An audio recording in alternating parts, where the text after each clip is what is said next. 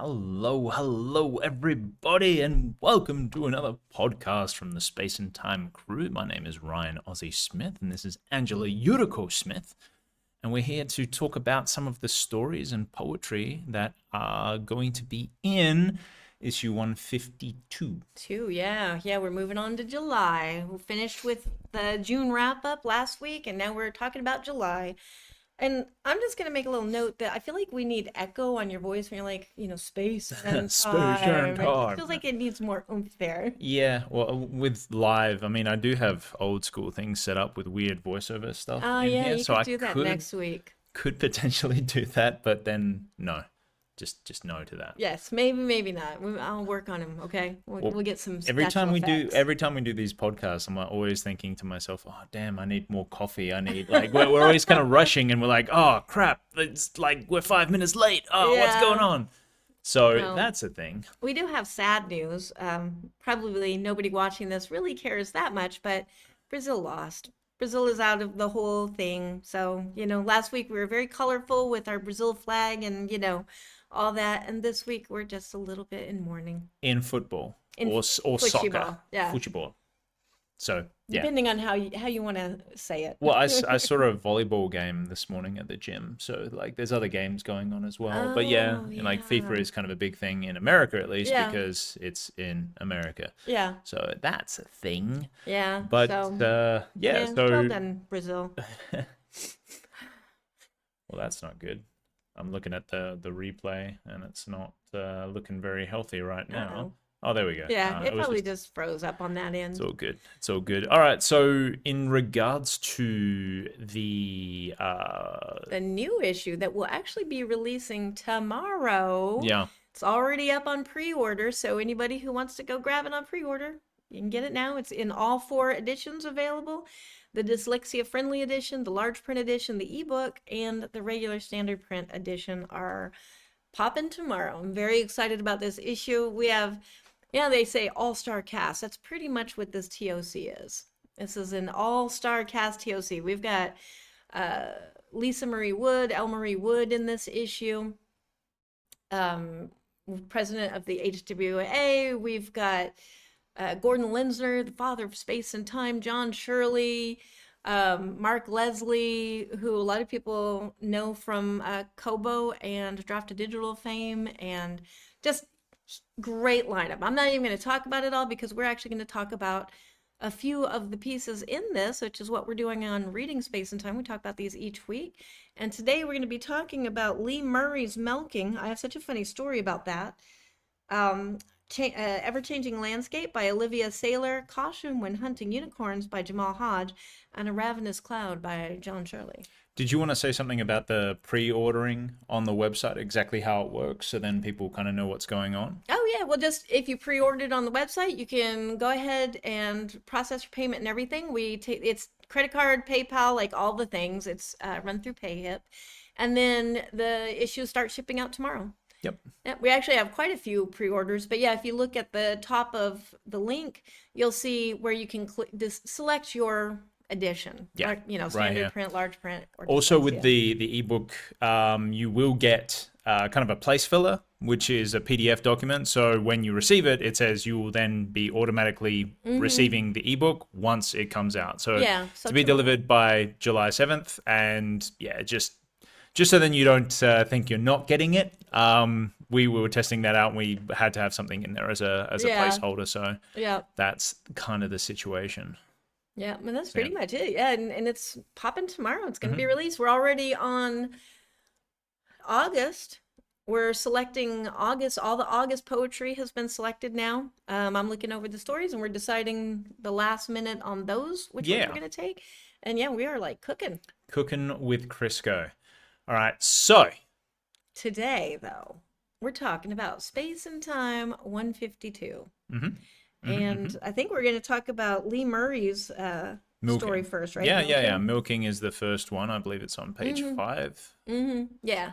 right here. Yeah. So the funny thing, the backstory on this story, the backstory on the story, Yes. this was an invite-only issue, and the reason why we did that was so that we could get ahead in issue. And We so could we catch up. invited Yeah. people because Whoever decided that 1 month was enough to handle everything for every issue was crazy.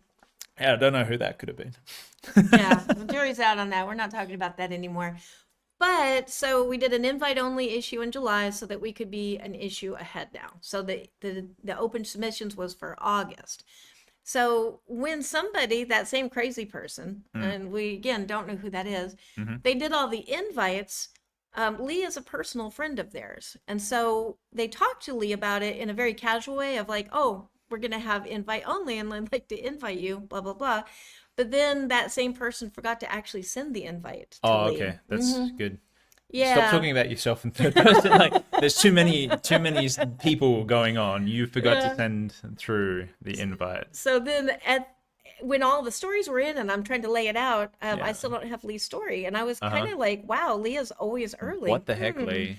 So I think I said it in code at first, like, oh yeah, I'm ready to put this issue together. And she didn't say like, oh, I have to give you my story. So then I wound up just asking and she was like, what invite? I was like, oh crap. Nice. So I was like, oh, that's me. I messed up. I never actually sent the invite. I just like mentioned it in conversation. And she said, well, I do have this one piece and I don't think you'd want it, but it could fit your theme.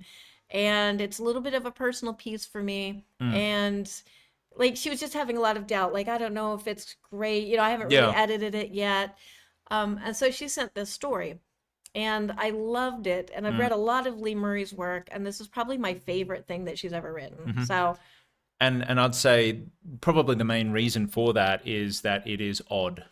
It's odd. It is an odd story. It's personal and but there's a lot of emotion in that. Yeah. And a lot of horrific and beautiful things. An alternate perspective, odd, emotional, yet emotional from an alternate perspective, and yet it still comes across as emotional, which is curious. Yeah, and that's why it wound up being the opener. It was the last story to come in because the invite didn't get sent. Hey Gordon. But it was just the perfect opener for this entire issue. It kind of encapsulated the whole theme, which we haven't really talked about, of the devil or fake muse, reject the fake muse. Yeah. You know, and we're talking about the things that the beliefs that get put upon us that we accept. Like in the Substack, I was writing about how in second grade, we did like, what do you want to be when you grow up pictures? And the kid next to me named Dixon, I still remember him, had such a crush on him. Oh yeah. So look what happened, Dixon. Sorry, you missed out. But he next to me, he did like an astronaut. I think there was a couple presidents in the room. Yeah. You know, firemen. I think there was a superhero. And I drew a writer. It was actually a writer mother, but we'll just focus on the writing part of it for this. But I did a writer, a woman in an ankle-length dress. It looked like she was from like Little House on the Prairie with a huge pencil. And the teacher came by and she's like, oh, Dixon, an astronaut. Very good. Yeah, that's great. And then she looked at mine and she said, you can't be, that's when people used to call me Angie. You can't be a writer, Angie, because writers don't make money. And I just remember so I had to change my thing or take a C. And I took the C because I was like, no, I'm going to be a writer when I grow up. That's what I want to be. I don't want to be an astronaut. Flash forward today, I am a writer. I bet Dixon is not an astronaut. Let's not poke the bear. Just in case. Nothing against Dixon, but I'm just saying, like, it was more likely that I would be a writer than people would be astronauts and presidents and rock stars and whatever else. So she actually asked you to change the image. Yeah. Pick something better or take a C. And I do remember taking the C and being super mad about it. I'm just glad that you didn't, like, knowing you when you were younger, you were like a little bit of an anarchist. So I'm surprised that you didn't like just kind of turn that against her and talk about how teachers are terrible at jobs and stuff. Angry, and I am subduing a lot of that. I have developed a lot from the past. I am much more of a forgiving and loving person. Yeah. Yeah, when it absolutely. comes to I establishment. wish we still had that image. That'd be great. Yeah, Little rider with a I big could I could pencil. redraw it because I Yeah, remember it like it was seared in that red C. I think it yeah. was even a C minus, Uh, bitch. Excuse my language. language. Just saying, you know. Uh, Anyways, that's kind of like what this issue is rejecting those things that we're told, like you can't do it because, yeah, you know, the glass ceiling for women, yeah, you yeah. know, men can't do this thing, men can't write women Right, right, characters, right. you know, artists starve, you Hmm. know, all of those And lies obviously, you're very passionate about the subject might be because we're just a going little off bit. of the story, which is Lee Right, Murray's, right. which So, honestly, Lee Murray's story is that though, yeah, yeah. from a perspective of livestock, Hmm. and the lies that you're told. But at the same Yeah. time, are we not all livestock? We are Are we pretty not much livestock in a lot of manipulated by cases. social media and different things like that? So. Yeah. So yeah, but yeah, your thoughts on this? I mean, I guess we said it. You really loved Yeah. it. It was very different from a lot of Lee's writing. Hmm. That just shows that she has some alternate Yeah. stories. Yeah, Multifaceted writer, which, multifaceted. yeah. So It's I always do want good. to say, Lee, I love this story, Yeah, and I really want to see more of these. yeah. It was so sad. I'm not going to cry about the cows, but and They. hello everybody that just It's joined a this happy this story. No, this it's happy. soapbox, the weeping soapbox. Alrighty. But yeah, I do love this story. Lee did such a fantastic job on it. Mm-hmm. That's why we're opening with it. Alrighty. So Lee Murray, for anybody who doesn't know, which I doubt that, is a writer, editor, poet, and screenwriter, a 5 times Bram Stoker Awards winner. I share a couple of those with her. Uh-huh. I think one. And holder of a New Zealand's Prime Minister's Award for Literary Achievement in Fiction. And then you can find more about her at leemurray.info. Like she doesn't even, she's so awarded.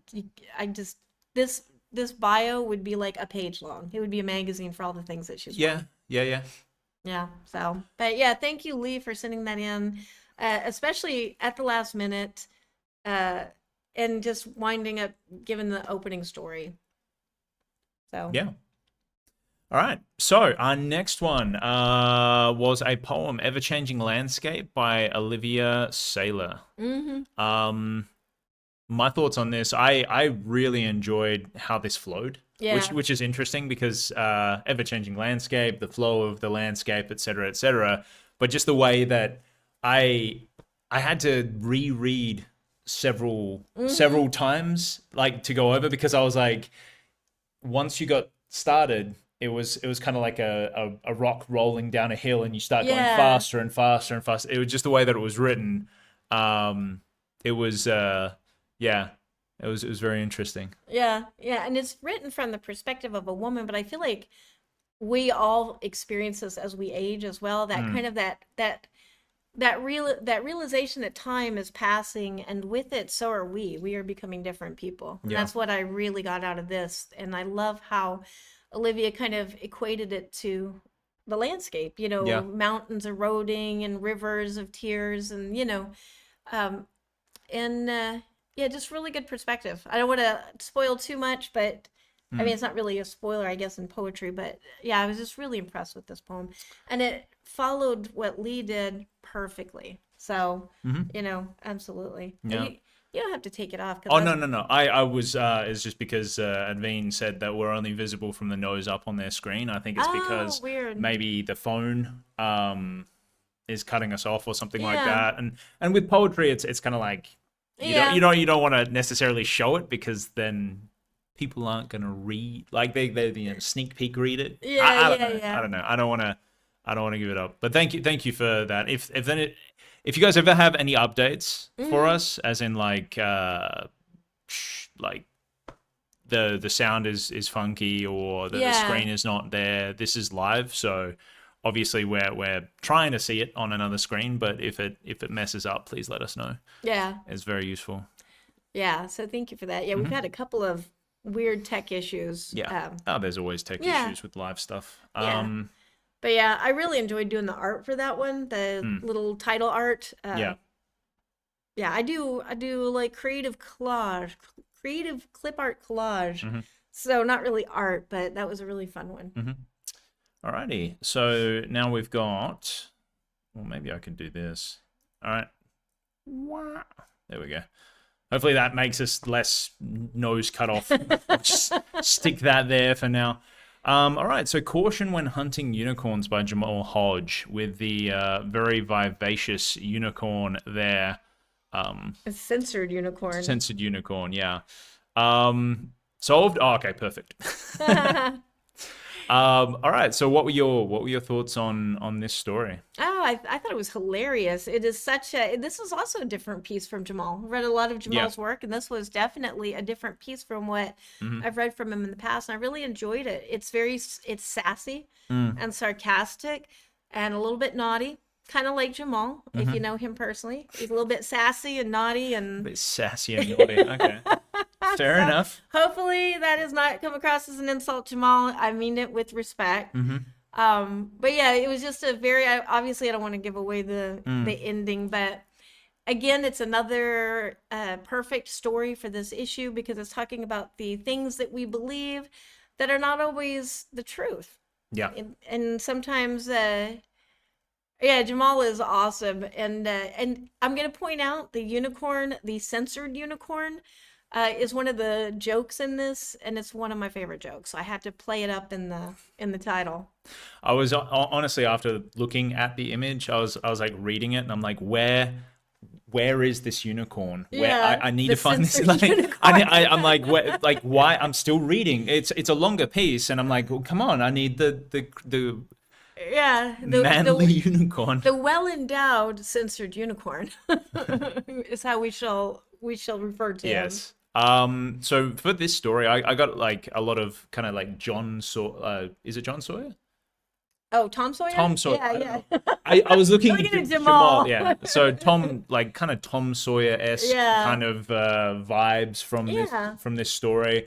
I also halfway through, I was reading it. I was along the lines of, is this child that's playing music? Is it actually, say, like Pan, or is it? Oh, yeah. Like I didn't know. I was kind of expecting a twist Yeah. of like Fae or something, because it does have like the I think it's the Great Woods, or Yeah, the very Forbidden Woods, and it's fairy tale. it is very fairy tale feeling.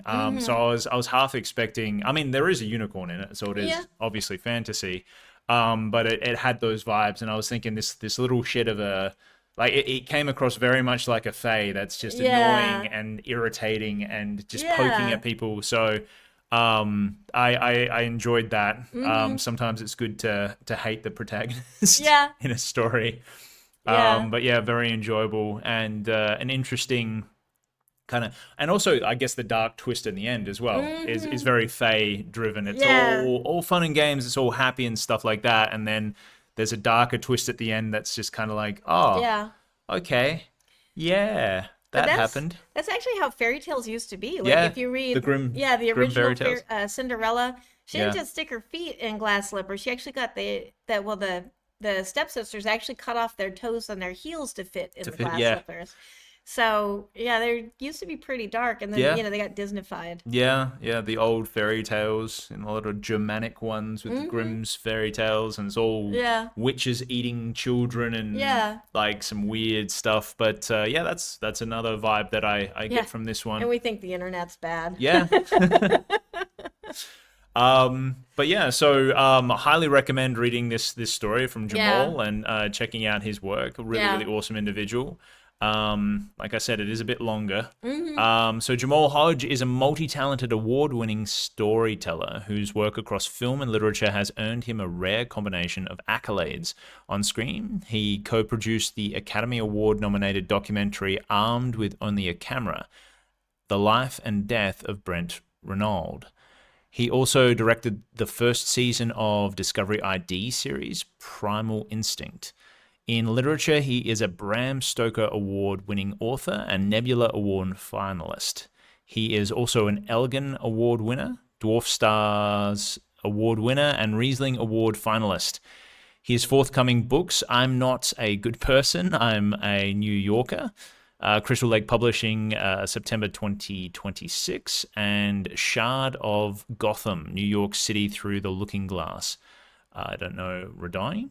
Books. Yeah, we'll say Radon. Radon Sorry, Books. Radon, if we butchered that. June 2027, so that's coming up.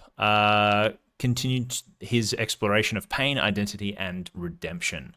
Yeah. So go check out Jamal Hodge. All right, so the next one, A Ravenous Cloud by John Shirley. Yeah, I really love this one. I love the rhythm that he put in here. It is kind of, and the reason why it follows on Jamal's is because Jamal's is very fairy tale, and that's how this starts. Very beautiful, golden, happy day, and then it turns dark. And that's and you smile when you say that, and then it turns dark. Yeah, Very we have good. that happy day thing happening, and then the darkness happened. Yeah, lull them into a false sense of security, and then just ruin somebody's day. That's what we're here Perfection, for. yes. That's what the speculative genre exists for. Well, let's remind everybody that it is the devil issue. It doesn't actually say the devil issue on here. well, see, but- there, reject fake Muse. Reject fake news. So it is to do with the devil and rejecting falsified Yeah. perceptions of the world. So Yeah, on the inside cover, there is an explanation of the cover. The cover is inspired by the Devil Tarot card because we're working on a tarot-inspired series of covers. I Yes. think until next April. yeah, We have these planned out. and then hopefully we can make Yeah, them. yeah, and the tarots are going with the themes, and so this was the devil. And a little backstory on that: it was the devil issue for the artist, which is Kira Starr. Yeah, And so as she's drawing, that image was becoming somebody that was a devil in her life, somebody that was a fake muse in her life, Yeah. for real. And then this wound up being my devil issue as well. I wound up having some personal challenges and some things that I had to revisit from the past and Yeah. go deal with from this. Yeah. Oh, and hey, everybody that just joined. Sorry, we're talking over here about the stories. And we're forgetting people. I've been reading. I'm just not going to interrupt you when you're talking. So Edvain actually asked, this is the first time I've joined you guys live. I'm assuming this is a regular broadcast. How are you choosing these tales for review? Oh, well, Edvain, I'm glad you asked. These are all from Space and Time magazine. This is the issue that's releasing tomorrow. And so every issue of Space and Time, we take the month and we break it up and we talk about usually two stories and two poems from that issue every Monday. Yep. And this is the new issue that's coming up, 152. So you guys can pre-order it and check it out at this link. That I'm just dropping in the chat right now. We also have the shop with a lot of other stories, a lot of the past issues and different things like that. That's and what our issues usually look like. yeah, and we're getting some more things recently. You want to talk about the press a little bit? Oh yeah. We are at this exact moment. This was the meeting I was talking in right before this happened. This podcast thing happened, but very soon, like in the next couple of weeks, we're having every issue of Space and Time available in a historical archive. And so you can see we have some of them here. I think I got to 124 or 125. These that you're seeing on the screen is under Hildy Silverman. Yep. And so the three editors, this is all the issues that we've put together over the years. The magazine started in 1966, for anybody who doesn't know. That golden issue right there, 133, is the issue we took over with. Yeah. So yeah, and then Hildy and Gordon are getting we're sharing the royalties from these when they do sell. So you're still supporting the original editors and the original people who made the magazine. And we're just building it out. We have 202 books in the queue that we need, most of which are Space and Time magazines. So Yeah. Full disclosure. Pixie is coming out with a book in July. You're coming out with a book this month. Am I? It's a reprint, Thorn. Oh yeah. I saw it up there because we're Yeah. reprinting the story. Yeah. Yep. And This was Angela's influence on me. She's like, hey, you should write a book because you're creative, and I'm like, it seems a bit difficult. She's like, no, it's actually really easy. Yeah. And got this. then books. Yeah. Yeah, and then he writes over 100,000 words. Yeah. And I think I finally did my first novel length work. Like last year or the year before with In Eugenie. Yeah. And Yeah. I struggled. I am not a long writer. I'm a short writer. A Yeah. short girl and a short Well, writer. I like fantasy. Fantasy's all long. That's kind of what happens. It just kind of keeps going. Yeah. But yeah, Yeah. so that's how we're choosing them. Mhm. Everybody that is in the magazine. That's why we started this podcast. Is just so then we can have kind of the publisher and the editor's thoughts on the Mhm. stories and the poetry Yeah. and the work in the magazine Yeah. and kind Shine of a what little we spotlight on yeah, these. and what we enjoyed about individual stories and stuff like Yeah. that. So every Monday, same time. Yeah. And if you want to get in space and time, we actually have submissions open right now for the September issue. That is, if you go to opportunitiespress.com, um, you can actually click the space and time link at the top. But yeah, Oh, here. opportunitiespress.com, click space and time, and you can see right there, if you click on write, that's our submission calls. We open the first week of every month, and it's themed and it's flash and poetry, mostly because we had a lot of submissions, and we really had to start kind of trying to streamline it just a little bit. Yeah. So, Yep. But we did change it to a monthly mhm. very recently. It was Yeah. quarterly. Yeah, and that's Um, why that was one of the concessions to go monthly is yeah. we had to make the content shorter, Yep. which means we can also have more people in there. Yeah. Yeah. Exactly. Get Yeah. more voices out into the Yeah. world. So Yeah, so that's yeah. that's happening now. We don't advertise it because it means that we get it comes down to like probably 25 to 30 agonizingly wonderful stories at the end of every After hundreds and sub. hundreds Yeah. of submissions. So we So don't really advertise open submissions, but if you know, you know, and if you're here, you now know. mhm. So, and we also have the uh, Space and Time Reader Awards. So next April, we're going to be voting on the Reader Choice Awards, and so one story, one poem of the year. And I can't remember what else, but if you click under Celebrate, that's the Reader Choice Awards, and I'm getting ready to open those up for this issue when it releases tomorrow. Yepers. Yeah. Exciting stuff. Very, very Yeah. busy. Yeah, there's a lot going on. Yeah, yeah. I'd love to see a story from you. Yeah. That would be awesome. Yeah, the more stories, the better. That's Oh, thank you, yeah, Pixie. Look at all the love in the chat. Thank yeah, you. That's why we do this is because of love for this genre, for the people that are in this genre. Speculative writers and poets are the best, I'm gonna say. yeah, I feel like. yeah. Well, and I will if fight anybody who tells me different. when I was just thinking, I'm like, we're in a much better place financially where we can Yeah. actually do it monthly now, as Mhm. opposed to what we were originally when we're standing in soup kitchen lines. So then Yeah. you can spend the money on the writers as opposed to spending it on food. Yeah, we can actually share that now. At the time, we were pretty embarrassed, but back in 2020, a few people probably remember that time as a particularly difficult time. The magazine almost closed because we wound up, remember when all the mail got lost? Well, that was us. We were there. And that was when we printed the issues ahead of time, so they were limited. And then we mailed them out ourselves. And we usually lost money on the postage because we were shipping to like France and Yeah, yeah, yeah. Germany. And then we lost a whole batch, a whole shipment, we were literally standing in line to ship the issues Yeah, as the country was being closed down for COVID. yeah, And then all of those issues pretty much never arrived. I don't know what the post office did with it. I'd like to think they read them yeah. and they They shared them out didn't for dump them Christmas. into But landfill. yeah. Absolutely. And then so that was fine. We sent out the second batch to replace them, and those went missing. And we almost had to close the magazine because, it was coming out of our grocery money, basically. We are not rich people. Magazines don't tend to make a wealth, we'll say, like a No. wealth of return. No.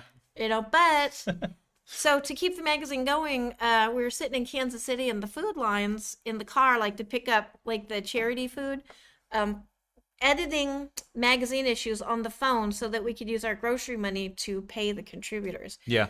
And felt so guilty about it, which is why we never talked about it. Because I'd be like, some of the people in this line don't have that choice. They don't have the money to choose. And we Yeah. are choosing to keep. But I like to think we were helping starving artists, Yeah. which is a lie because of this issue. You don't have to be that way. We just wanted to keep it going. We're the sort of people that like will sacrifice for the art because it's more fun And it lasts longer. and it lasts longer. So yeah. And we Um, can get free bacon. So Yeah, and if you got in there quickly at the food lines, you got actually some pretty good yeah, foods. yeah. So not complaining too much, but we're glad we did it because here we still are. Yeah, That is when the magazine went through a lot of shifts, went to print on demand. That's why, because we just couldn't afford yeah, to, because it was like I think it was like $2,000 or $3,000 for the issue yeah. to have them all pre-printed, and we Yeah, just couldn't afford to lose that and then again. boxed them up in storage and all that other Yeah, stuff. But yeah. anyway, So that is the history behind this very historic magazine, and we love it, and we're not letting it go anywhere. And we're super proud that it is now monthly because this is the time that we need to reject the fake Muse and have more voices out there talking what we are talking about in the speculative realm. yes, If you know, you know. you know. Back to a ravenous cloud. Sorry, Segue. John. We just So back to John. sidestepped that. All right, so you were talking about this this poem and Yeah, how much yeah. it meant to you. Yeah, just that it went perfectly with the preceding story from Jamal because it's very like fairy tale, but then it is the segue into the darkness. Mm-hmm. And that darkness we will be talking about next week. Yeah, yeah, and I very much yeah. I always like it when things are taken to a dark place as well because it shows that other people are going through similar struggles Yeah. as you are. It humanizes. But yeah, I really enjoyed this poem as well. Yeah. Really, really fantastic. So awesome job, John. Yeah, yeah. Well, he is really, really always fabulous. I don't know if he knows this, but I edited his first poetry Stoker nomination book, whatever it was nominated for the Stoker. Yeah, and I wound up, I think it was through Alessandro Manzetti's press, and I was doing stuff for Alessandro at that time. So, but yeah, anyways, waxing on. waxing poetic. Yeah. We're proud of each of you. Each poem is story. Yeah, absolutely, Pixie. Yeah. Yeah. Absolutely. Yeah, and speaking of Pixie, at the end of this issue, I did do a little change up to I'm going to say it was a very boring column. The lonely writers. I am going off track, but if there's Pixie's book there. She's one of our spotlights this week. And then so this is coming out on July 22nd. Pixie and I are finalizing it right now. It is now at its beautiful perfect state. All the typos have been caught. The poetry is beautiful. It all works. And now we are going to mess it up. And we are going to start doing some broken things to the layout. Awesome. With Pixie's permission Nah, and that sounds actually fantastic. encouragement. Yeah, we're going to be doing, she has done so many wonderful creative things with this issue. And I really want to talk about them. But she has broken the rules of poetry in so many wonderful and beautiful and I want to say horrifying, but in a good way. Horrifying in a good way. That it's been a pleasure to put this together. And I love that she is so open. I mean, she's encouraging it for me to break this issue and do a lot of fun things with it. Yeah. And then in the book column, which we never talk about, but there is a little book spotlight column. You can actually scroll up just a little bit more. That's the altruist. A little bit more. There's Pixie here. Yeah, that's her bio. And then it's the last column of the issue. Okay. I like the quote from Pixie though. Beautiful, blah, yeah, beautifully fucked up, I'll just say. I'm actually reading Pixie's words, not saying it was that one. Oh, was that one? Yeah, okay. the Lonely Books Club. Oh, okay. So before, I was doing a very boring column on new books that came out, right? Because we need to spotlight that. But I was like, wow, when I'm boring myself, like I'm excited about the books, but to talk about the recap books, we do that. That's just what we do. So now we've changed that into a Lonely Books Club. So these are lonely books looking for readers. And Pixie was the first one I featured in that. Dark speculative poetry collection seeks reader with a nervous system and poor boundaries. Must enjoy fear as an art form, phobias with teeth, psychological horror, and poems that stare back. Best suited for anyone who has been afraid of an object, a thought, a mirror, a body, a memory, or themselves. Casual comfort seekers need not apply. To connect, seek out Poems to Be Afraid of by Pixie Bruner at Opportunities Press. We're super proud to come out with this on July 22nd, so very soon. Yeah, so anyways, I just thought it was a way more fun way to talk about books and more realistic too. Yes. Yes. I think it's a good little I don't know, thing. Fun thing. Thing. My words are not wording. Yeah, it's because it's cold, and I Yes. think we need coffee. Okay, I think that's probably a good idea. All right, so I think we've talked about everything, but you can get Pixie's book as well on Authortunities. Yep. That is Opportunitiespress.com. where is it? It's Yeah, is it a? yeah, if you Do go we have a to pre? poetry. Yep. Yeah, I didn't know if it was on a separate thing. You know how you had a Oh separate yeah, thing yeah, one time. yeah. Yep, so Um, there she is. Pre-order it now. She already has a stack of pre-orders. Um, yeah, but don't see the top where it starts out. Consider this your all triggers warning. Proceed with caution. I'm not kidding. So there was a couple of poems in there that like kind of touched upon some things that yeah, give me yeah. shivers. So not obviously no book is for everyone, but Yeah. if you're liking something a little bit darker, Mm-hmm. a little bit poetic, Yeah, and challenging something that will challenge yeah, your fears. yeah. I mean, like look at the imagery. Yeah, yeah. It doesn't bode well. Like this does not look super happy go lucky. Yeah. So it's all good. Yeah. All right, awesome sauce. Oh yeah, that's actually by Christoph Corvinus. And it's a friend of Pixie's that did the art for that. He Yeah. did a fantastic Oh, dude, job. it looks amazing. Yeah. It looks really, Such really a great. cool image. All right, cool. Well, book is not nice.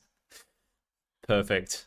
Just sell it to more Book people, is not Brixie. nice. Yeah, Yeah, yeah. like Pixie, you're really selling the book. It's good.